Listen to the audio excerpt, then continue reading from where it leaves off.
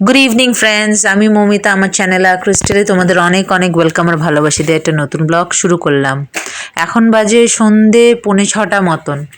তো আজকে সকাল থেকে ব্লগটা শুরু করে নিই। মন মেজাজও ভালো ছিল না, শরীরটা ভালো লাগছিল না, আর গির্জেও যাওয়া হয়নি। উঠেছিলাম টাইমে কিন্তু আর যাওয়া হয়নি, তো ব্লগটা শুরুও করিনি সকাল থেকে। এখন সন্ধে থেকে ভাবলাম ব্লগটা শুরু করি। তো ঘুমিয়েছিলাম, আমি তো ঘুমাইনি, মেয়ে ঘুমাচ্ছিল। তারপরে এখন এই বিছানা গুছাচ্ছি আর দুষ্টুটা দুষ্টুমি করছে।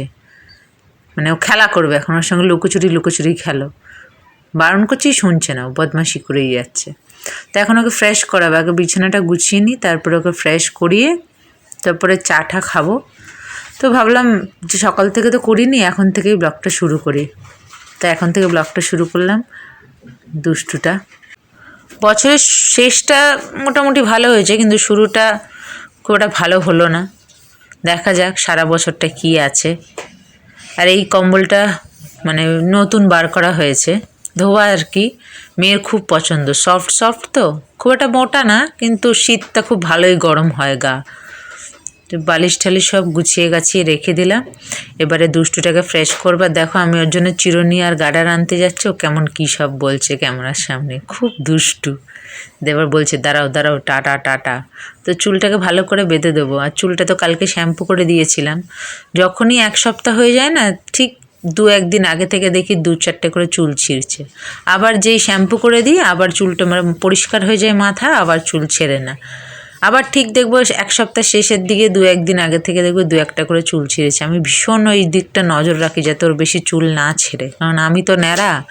মেয়েটার চুল নিয়ে, তার উপরে চুলটার কোয়ালিটিটাও ভগবানের আশীর্বাদে মোটামুটি ভালো, তাই জন্য ভালো লাগে ওর চুলটাকে নিয়ে যত্ন করতে। আমার চুলও যদি এরকম হতো তাহলে যত্ন করতে ভালো লাগতো, কিন্তু চুলে মাথায় চিরুনি দিলেই একগাদা চুল ছেড়ে, ওই জন্য আর ইচ্ছা করে না চুলে যত্ন করি বা চিরুনি দিই। চিরুনি দিতেই ভয় লাগে, কোনো রকম শ্যাম্পু তেল দিতে হয় তাই দিই। কোথাও গেলে একটু আঁচড়াই, নাহলে খুব একটা আঁচড়াইও না ভয়ের চোটে। দেখ, আমি দেখছি কিন্তু একটাও চুল ছেড়েনি, যেহেতু গতকালই শ্যাম্পু দিয়েছি। শ্যাম্পু দিলে একটাও ছেড়ে না, নাহলে 2-1টা ছেড়ে। আর এই আজকাল এই ব্যান্ডটা দিয়ে দিচ্ছি, আর ক্লিপ দিচ্ছি না। দুষ্টু আবার ওই নাটক করে দেখায়, খুব দুষ্টু। তো তারপর ওর মুখ ঠুক ধুয়ে ওকে ফ্রেশ করিয়ে একটু চা টা খাওয়া হলো। কিছু খেলো না, একটা কেক দিলাম। বিকেলবেলা বলেছি না, একদম কিছু খেতে চায় না, কেকটাও খেলো না। পরে মাসি খেয়ে নিল, একটু খেলো খাবলে খুবলে, আর খেলো না। তারপরে এই যে অনেক দিন পরে আবার এইসব ড্রয়িং কালারিং বুকটা নিয়ে বসেছে, এটা সেটা প্রশ্ন করছে আর কালারিং করছিল। তারপরে আবার এটা চাইলো, এটা নিল, এখন এটা নিয়ে ব্যস্ত। আমি এডিটিং কমপ্লিট করি। 10টা বাজে, খাওয়া দাওয়া হয়ে গেছে। আজকে এই যে মাংসের কারি হয়েছিল আলু দিয়ে, আর মেয়ের জন্য সসেজ ভাজা, চিকেন সসেজ। এই যে তেলগুলো পড়ে যাচ্ছে। এই যে দুষ্টু, বছরের প্রথম দিন ভালো গেল না।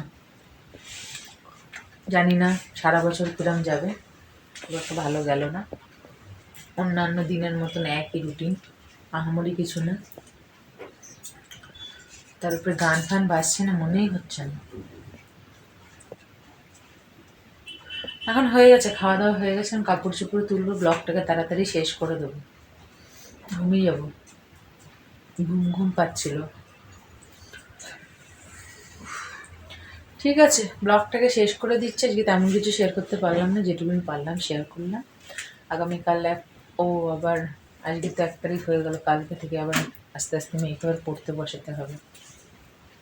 স্কুল খুলে যাবে 15 তারিখে, আরও অনেক কটা কাজ আছে, এবারে করতে হবে।